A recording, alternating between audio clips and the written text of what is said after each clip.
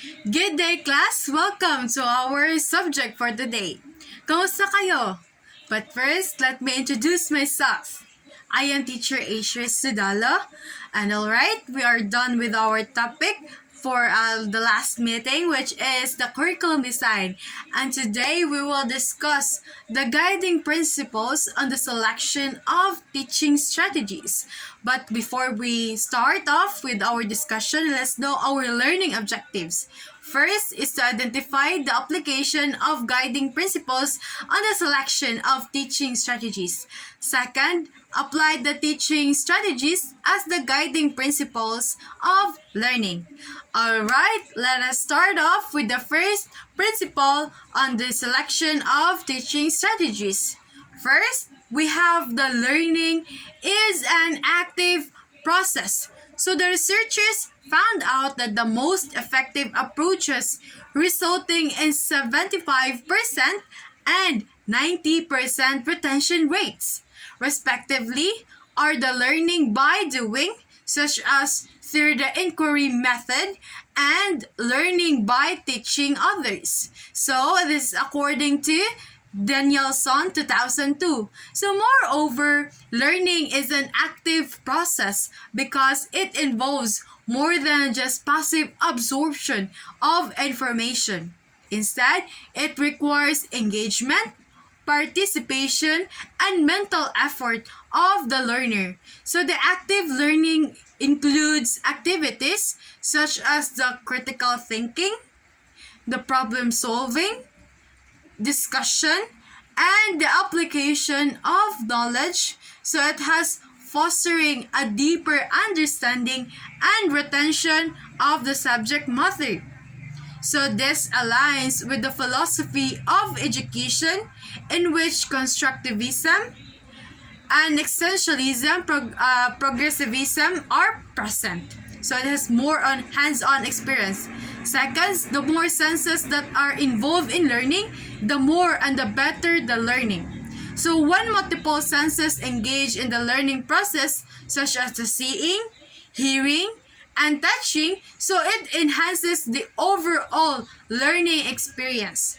So this is because different sensory inputs provide varied pathways for information to be processed in the brain.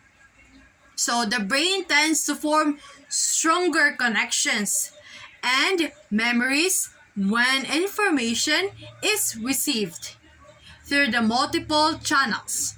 Alright, do you understand? So there is a multi-sensory approach. So not only depends on understanding, but also improves retention and recall. So making the learning more robust and effective. Alright, did you get it? So next up, the third, a non-threatening atmosphere enhances learning. So according to Harvey F. Silver 2000, so building comfort into learning is essential if we expect students to respond positively and constructively to their education.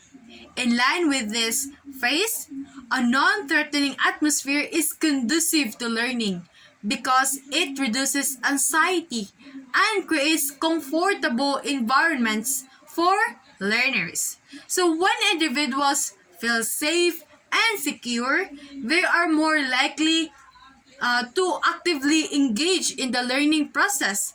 So this positive atmosphere encourages an open communication. We have the risk-taking and the experimentation without fear of judgment. In such a setting, learners are more likely to express their ideas, ask questions, and participate in discussion. So ultimately, fostering a more enriching and effective learning experience. So with this aligns with reconstructivism philosophy in which the role of the learner in the reconstructionist learning environment is to be active participants. It is according to Brummel 1956. So students are encouraged to think critically about the world in which they are living and how it can be changed for the better. So students learn how to be problem solvers and decision makers. Next up, we have the emotion has the power to increase retention and learning. According to Wolf, it states that our own experience validates that we remember for a longer time events that elicit emotion in us. So emotion plays a crucial role in learning as it can significantly impact the retention. So when information is associated with emotional experiences, it tends to be more memorable. Why? Because having a memorable or positive emotion such as the interest or excitement can enhance the attention and motivation. So it can leading to a better encoding of information into long-term memory. So in this essence, the emotional context in which learning occurs can influence how deeply and persistently the information is stored in the brain, contributing to increased retention and overall effectiveness. So next up, we have the fifth, which is the learning is meaningful when it is connected to students' everyday life. So learning becomes more meaningful when it is connected to the students' everyday life because it provides relevance and context. When students can see the practical applications of what they are learning in their daily experiences, it becomes more engaging and valuable to them.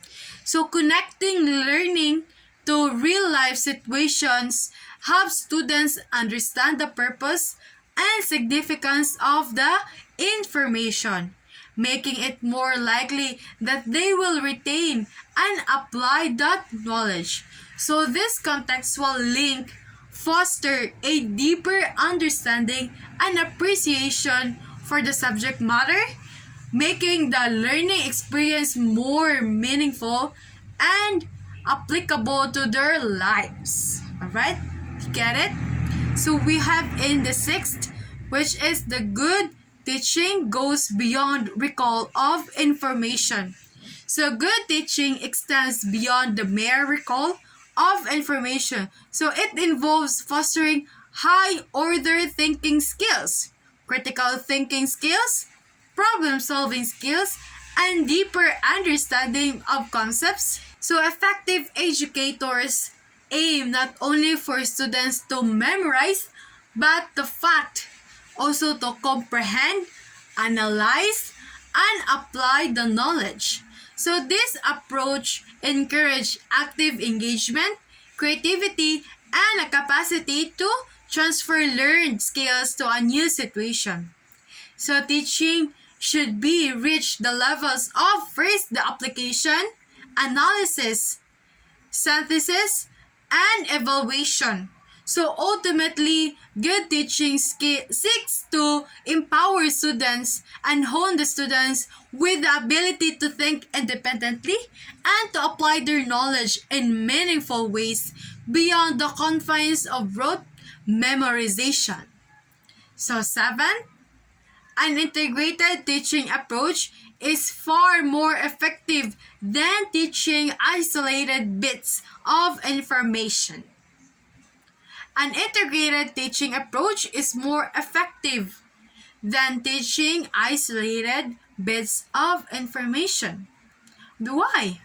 Because it connects concepts and fosters holistic understanding. It has considered multiple intelligence and varied learning styles. Why? Why does it involve all this? Because when subjects are presented in isolation, students may struggle to see the interconnections and relevance. So when we have the integrating various topics, so it helps the learners recognize relationship between ideas, enhancing their ability to grasp the bigger picture. So this approach promotes more coherent and comprehensive understanding of the subject matter, facilitating better retention and application knowledge into diverse contexts. So in essence of this, what I talk to you, an integrated teaching approach encourages a more profound and interconnected learning experience. Alright? So we have in last, there is no such thing as the best method. The best method is the one that works, the one that yields results. So there are the factors to consider in the choice of teaching method. So these factors includes the instructional objective, second, the nature of the subject matter, third, the learners, fourth, the teacher, and lastly, the school policies. So first, we have the instructional objective. So the goal of the lesson or the course should guide the choice of teaching method. So different objectives may require varied approaches, such as hands-on experiences or activity for skill development of the learners or the discussions for critical thinking. We have the nature of the subject matter. So the characteristic of the subject, whether it's abstract or concrete, theoretical or practical, influence the choice of teaching method. For instance, complex theoretical concepts might benefit from visual aids or practical examples. So third, we have the learners. We have to understanding the needs, preferences, and abilities of the students is crucial, meaning to say important. So different learners may respond better to diverse teaching methods, and adapting to their learning styles enhances effectiveness. So next up, we have the teacher. So the teacher styles, expertise, and comfort with certain method play a role. So effective teaching often involve aligning the chosen method with the teacher's strength and teaching philosophy. Lastly, we have the school policies. So the institutional guidelines and policies may influence the selection of teaching methods. With this, compliance with curriculum standards, assessment methods, and broader educational policies is essential. To sum up everything, asserting that there is the universally best teaching method is quite challenging. The most successful teaching method is the one that aligns with specific learning goals, engages the students, and yields tangible results in terms of understanding and application of knowledge. We have the flexibility and adaptability in choosing and combining teaching methods based on the context contribute to effective education. And that's it, guys. We have ended our discussion for today, and I hope you learn better and you learn something today. And thank you for listening. Bye-bye.